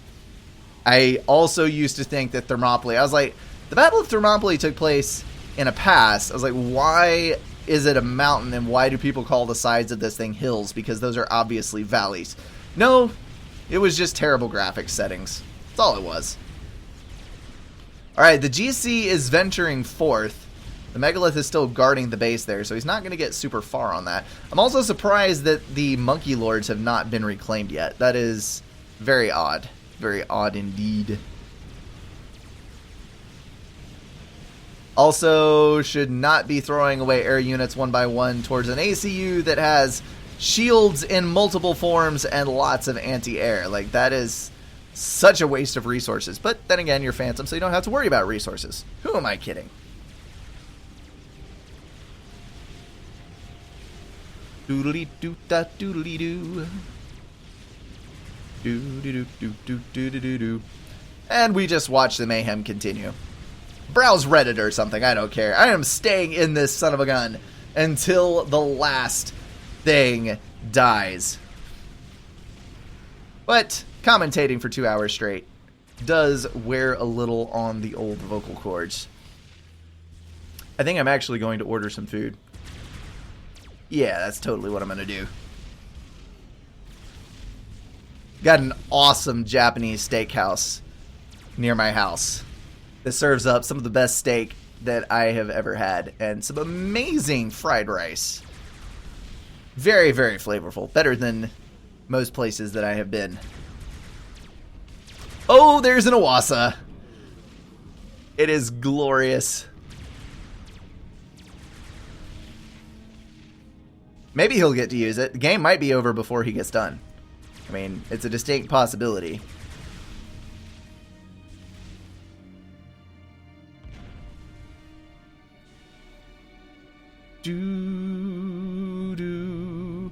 Love. Oh, Love Brink. Okay. That is a very deformed RNK. Very deformed indeed. But then again, when you're running out of space in your base, I guess it can be excused. Alright, here comes the other Galactic Colossus. 2 GCs can take on a megalith by itself. The Monkey Lord thrown into the mix does make it look doubtful for the GCs. But hopefully, there will be other things online on this side. And here comes ASF over top of the Awasa. That Awasa is going to go down before it even gets off the ground. And it's dead. That is a terrible looking explosion. One of the bad things about having such an old game. That's the only thing that I did like about RK's explosions was the fireballs. There was a lot of odd effects. I don't know, it was a little give and take. I did like some of the particle effects that were on Cybern, like the lightning or the electrical pulse type stuff. But I did like the flames. I did like the fireballs. The fireballs looked way better in RK's mod than in the current version of FAF. That is for sure, for sure. Okie dokie.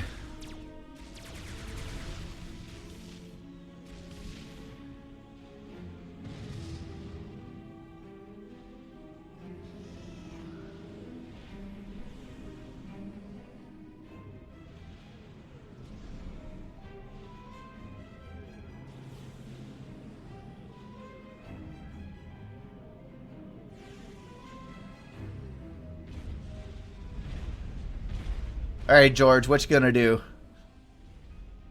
The longer you sit there, the more built up that these other two guys get. So it does not go to your favor to sit there and turtle.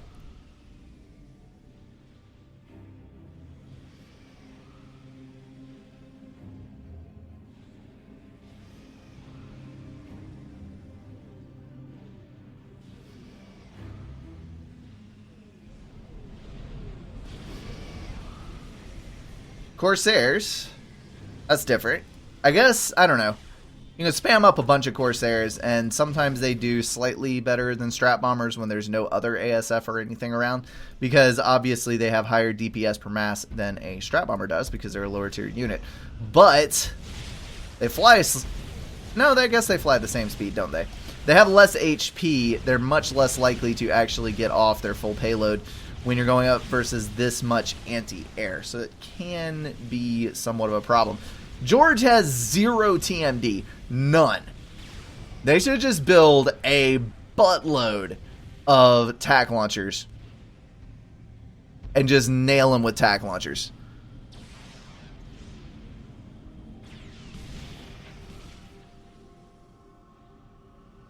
There's a transport. What are you doing with the transport? There's another transport there as well, but it's not currently in use. Ah, T2 Gen's up on the hill where they cannot be killed by T4s. Because I don't think the firing angle is probably too steep. Yes. You have to have something that arches up and over, like a TAC missile or a Scathus or T3 artillery. Maybe T2 artillery at exactly the right distance. Otherwise, you're not going to hit that crap. I don't think the Megalith is going to be tall enough. Nope, not a chance. Here comes yet another Monkey Lord. This is starting to look more doubtful. Guys, he has 3 T4s. And one of them is a Megalith. Right, the GC is back. We're up to 2 GCs now. Yathatha is building. You gotta do something. Come on, come on. Uh-oh. Are we running at -1 speed? Who has the slow CPU? No, we're not. What on earth is the Q -1? Maybe the quality percentage is bugged out because of the Phantom. Achieve Jaguar and Blast Shield both have exceptionally nice PCs. Although, I don't know. I'm probably even with theirs, but running my recording software is bumping down my sim speed by a couple points. Probably what the case is. Alright, 2 GCs and Yathatha versus a Megalith and 2 Monkey Lords. I would have to favor the Megalith and 2 Monkey Lords because with 2 different people controlling these units, the Yathatha is probably going to get screwed up and leave a lightning storm that is going to kill something vital. And that's never a good thing. And another Monkey Lord. Look how fast this Monkey Lord is building. He's just building Monkey Lords on this same spot using all of the hives for build power. This is so ludicrous. You gotta do something, guys. You can't just let this go on for all eternity. The ACU is moving up, but I don't think he's going to get much done going up versus this kind of force. Okay, 1 GC is behind the rocks here. This is actually really smart. He has gotten himself lined up when the Megalith can't really fire. The Megalith is going after the Octave. So these 2 GCs are going to be able to pick off these Monkey Lords relatively easily. The Octave can run into the base and leave the Lightning Storm in here. Corsair's hitting it, but they're not going to drain the health nearly fast enough. Megalith can't get a firing pattern on the 2 GCs. So that's 2 Monkey Lords down, and he's at half health on 1 GC. That's all the damage has been done. Very nicely played by Blast Shield. I love it. Yathoth is in the base. Is going to drop the Lightning Storm right next to the infrastructure. That works out. GC's staying in protection as long as they can. We've got 2 GCs versus a Megalith. All they have to do is turn and kill the son of a gun. But they're walking. That's going to be it. GG. Nope. Yep. Turn. There you go. You don't want to stick around with that Lightning Storm there. If they can drop this Megalith, that is the end of it. The Cerberus turret's adding some damage along with the Corsairs, but I don't know that it's going to be enough. This is sketchy. GC is not going to be able to vet anytime soon. And it is going to be left on 40k HP, though, so I suppose that will work. Nope. We're edging down towards 30k. 30k on the nose, 29 with the Cerberus turret still pounding away at it. ACU in the back there, just continuing to throw down shielding and things that hopefully can protect him. GC targeting out the T2P gens, anything that he thinks is critical. There is a strap bomber, that's not a good thing to see. And building up Sam's in the back with that ACU backing up his GC, that is fantastic. 22k HP on the GC. George could technically overcharge this thing to death, but it looks like he is not. There he goes, Control K in the face of that GC, and that is game. Phantom assassinated, all Phantoms killed. Game over. Well, that dragged on a little longer than I thought it would, but in the end, the Innocents won. So the Phantoms got one, the Innocents got one, and I died in both games. Classic Phantom. Everything that we expected. Alrighty, guys, that is going to wrap up the live stream. Do not forget to send me some replays. Definitely check out the podcast that is posted to the channel. If you prefer audio format, probably tomorrow, hopefully, maybe, I will have the audio separated out and edited down and release that on SoundCloud or something. I'm not entirely sure. Other than that, I am done. As always, thank you so much for watching, and I'll see you in the next one.